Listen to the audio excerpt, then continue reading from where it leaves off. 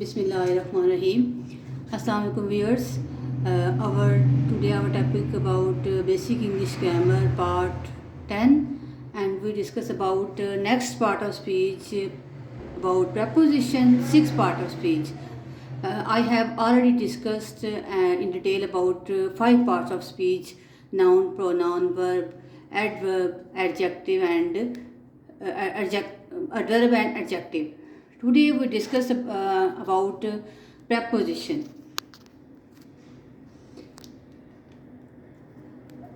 Preposition. I will define you what is preposition. Preposition.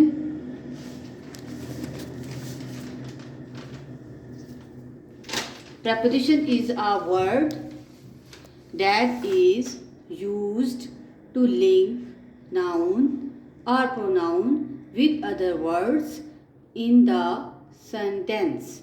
Preposition एक ऐसे word होते हैं जो ताल्लुक को जोड़ते हैं नाउन के साथ या प्रोनाउन के साथ, ताल्लुक को जोड़ते हैं दूसरे अल्फाज के साथ मिलकर जो एक जुमले के अंदर prepositions वो वर्ड होते हैं जो नाउन या प्रोनाउन को दूसरे वर्ड के साथ जोड़ते हैं. ठीक है. Preposition is a word that is used to link noun or pronoun with other words in a sentence. Preposition को उर्दू में हरफे जार भी कहते हैं. Next, link mean they provide relationship between noun or other words in the sentence of. जुमले के अंदर ये ताल्लुक को जोड़ते हैं नाउन का और दूसरे वर्ड्स का, एक नाउन का और दूसरे वर्ड्स का आपस में ताल्लुक जो है वो जोड़ते हैं एक जुमले के अंदर. दस makes the sentence complete.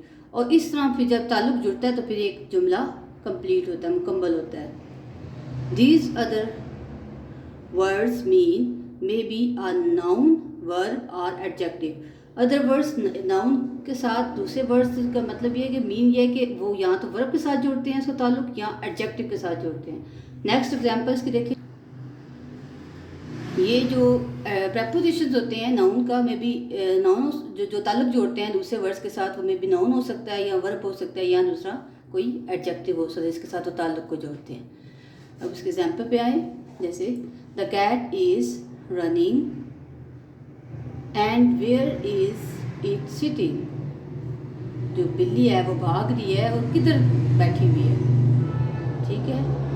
The cat is running and where is it sitting. और कहाँ बैठी हुई है. पहले वो भागी थी तो वो कहाँ बैठी हुई है. अब इसका आंसर क्या होगा. द कैट इज़, हम बोलेंगे सिटिंग अंडर द टेबल. हमने एक लोकेशन उसकी बताई कि किधर बैठी हुई है, टेबल के नीचे बैठी हुई है. ठीक है. इसमें अंडर मैं आपको नेक्स्ट बता दूँ कि इसमें क्या है, प्रेपोजिशन है, वो नाउन के साथ का ताल्लुक को जोड़ रहा है. ठीक है. नेक्स्ट में the jug is on the table. On इसमें प्रेपोजिशन है और ऑन जो है जग इज़ ऑन द टेबल. जग के इधर टेबल के ऊपर है यानी कि मेज़ के ऊपर है. अब ऑन और टेबल के साथ इसका प्रेपोजिशन नाउन के साथ रिलेशन जोड़ रही है. ठीक है.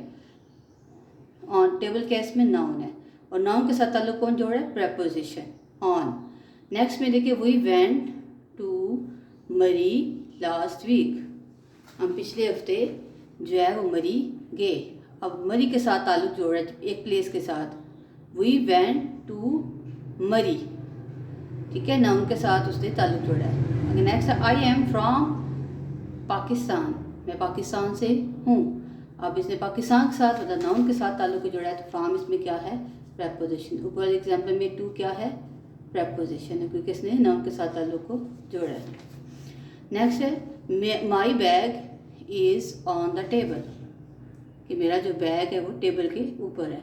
तो इसमें ऑन क्या है, प्रेपोजिशन है. और आपने बैग का बताया कि वो किस प्लेस पे है, टेबल. इसमें नाउन के साथ आपने लिंक किसका जोड़ा है. नेक्स्ट है I went to Karachi by train. मैं कराची ट्रेन के ज़रिए गई.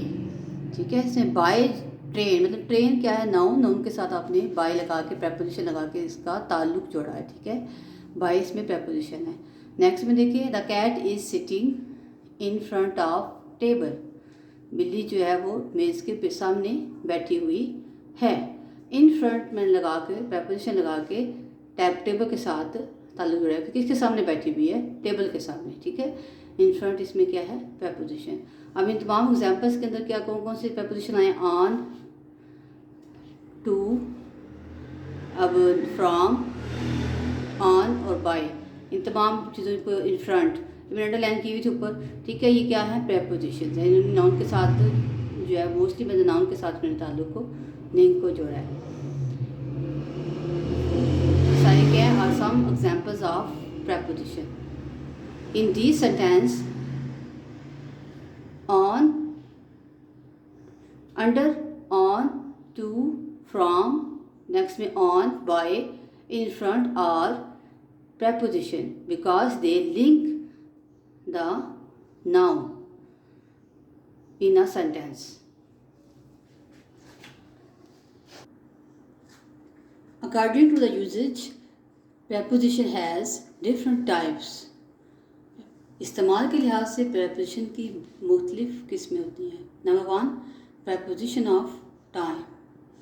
preposition of time क्या है, preposition that describes when an event occurred or preposition of time. इसमें prepositions जो है वो डिस्क्राइब करती है, मतलब ज़ाहिर करती है, बयान करती है कि जो तकरीब है वो कब हुई है, कब रूनुमा हुई है, मतलब उसमें इसका टाइम बताती है। टाइम में इसका साल आ सकता है, महीने, सदियाँ, ठीक है। अब इसकी एग्जांपल आपके सामने मैंने रखी है कि माई वेकेशंस एंड्स ऑन फ्राइडे, कि मेरी छुट्टियाँ जुम्मे को ख़त्म होने वाली हैं। अब इसमें ऑन क्या था, प्रोपोजिशन, मैंने टाइम बताया कब ख़त्म होने वाली है, फ्राइडे को। अब इसमें देखिए टाइम से रिलेटेड इसमें सिर्फ एक दिन का नहीं आएगा, बल्कि साल, महीने और सदियाँ भी आ जाएंगी। अब इसमें देखिए एक एग्जांपल क्या है, इन, ऑन, एट, बिफोर और आफ्टर। अब इनका यूजेज भी जो है किस तरह होगा कि जैसे सदियों से होगा, मतलब इन 1994 या 1996, या इसी तरह नेक्स्ट में कुछ इन समर या इन विंटर, ठीक है, इस तरह इस्तेमाल होगा। ऑन जो है वो आपका कैसे होगा, कोई डेट इसमें आप मंथ की मेंशन करेंगे, on 3 March, on 5 March, on 3 Ramzan, 9 Ramzan, इस तरह करेंगे आप, ठीक है। इसी तरह ऐट का यूजेज जो है वो कैसे होगा, ऐट इसका वक्त के लिए यूजेज करते हैं, ठीक है, वक्त की बात हो रही है ना, इसमें साल, महीने, सदियाँ सब आ जाता है। तो ऐट में भी यूजेज किसका होगा, जैसे ऐट 9 o'clock, ऐट नून, ठीक है। घड़ी के अलावा भी ऐसे हो सकता है, नेक्स्ट हो सकता है कि at night, at day, at time, at midnight, ठीक है। इसी तरह अगर इसमें एक चीज़ मैं कोट करूँगी कि एक कभी भी एक प्रेपोजिशन जो है दूसरे प्रेपोजिशन के साथ नहीं लगाया जाता। जैसे आप चावल को के साथ चावल नहीं खा सकते, ठीक है। फॉर एग्ज़ाम्पल, अब इसकी एग्जांपल मैं आपके सामने रखूँगी। ऐसे I went to Lahore last June, I went to Lahore last June. अब इसमें आपने, ये आपका करेक्ट प्रेपोजिशन होगा, इसमें आपने प्रेपोजिशन का यूजेज नहीं करना, ठीक है।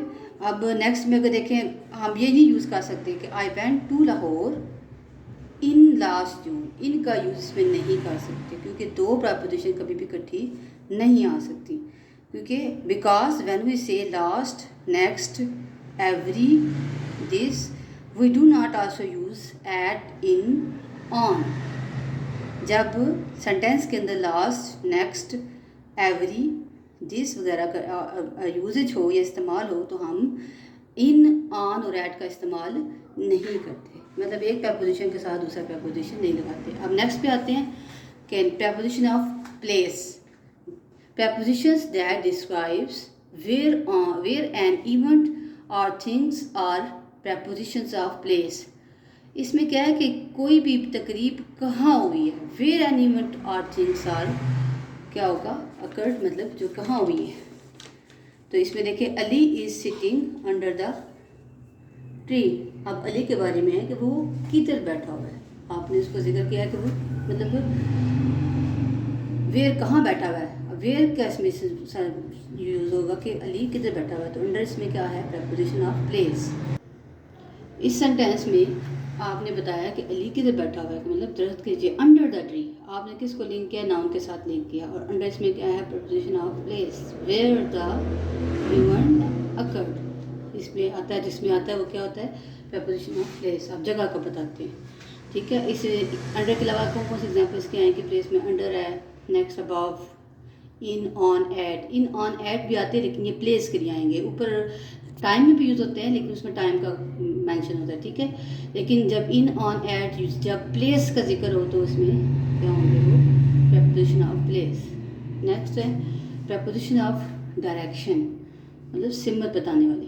Preposition that describes in which direction an event are things occur, मतलब preposition are called preposition of direction, कि आपने बताना है कि किस डायरेक्शन में कोई भी तकरीब या चीज़ें, जो चीज़ें हैं वो हुई हैं, ठीक है, तकरीब हुई है, आपने डायरेक्शन बतानी होती है।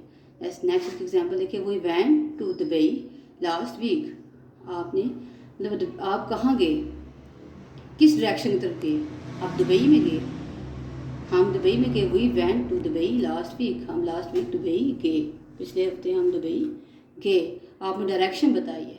इसीलिए इस तरह नेक्स्ट इसमें कोई यूज़ हो सकती है, टू भी हो सकता है डायरेक्शन के लिए, इन टू है, ऑफ है, फ्रॉम। जितनी भी ये प्रपोजिशंस डायरेक्शन के लिए यूज़ होते हैं वो कहते हैं प्रपोजिशन ऑफ डायरेक्शंस, जो सिंबल बताते हैं। नेक्स्ट में देखिए preposition phrases, a group of words containing prepositions are called prepositional phrase. अब वर्ड्स का एक ग्रुप होता है, मतलब मजमूआ होता है, इकट्ठा, ठीक है, यूज़ होता है, वो भी प्रपोजिशंस होते हैं। कंटेनिंग प्रपोजिशन, उसके अंदर प्रपोजिशन मौजूद होता है, ठीक है, और आर कॉल्ड प्रपोजिशन फ्रेज, उनको प्रपोजिशन फ्रेज कहते हैं।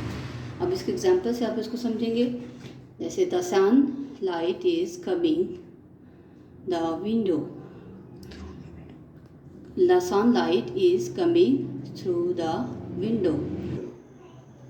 अब the sunlight is coming through the window, इसमें कमिंग थ्रू क्या है, जो है वो फ्रेज है, प्रपोजिशनल फ्रेज है, ठीक है।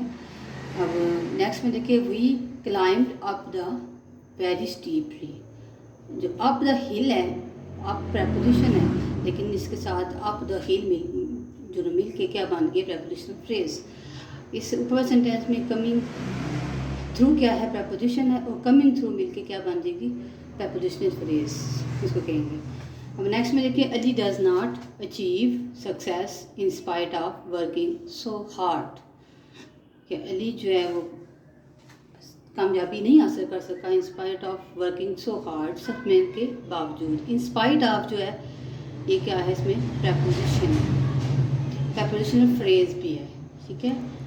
नेक्स्ट इसके एग्जांपल प्रपोजिशनल फ्रेज की आपने नोट आउट पढ़ी होंगी, जैसे on account of, down the tree, because of, instead of. Please audience, I have a request for you. Please share my video on Facebook, Instagram, and subscribe us. I would again request you, subscribe us, like us, and give feedback with your comments. I hope my video help you more and more to make yourself will groom. So have a good day, have a good time. Thanks.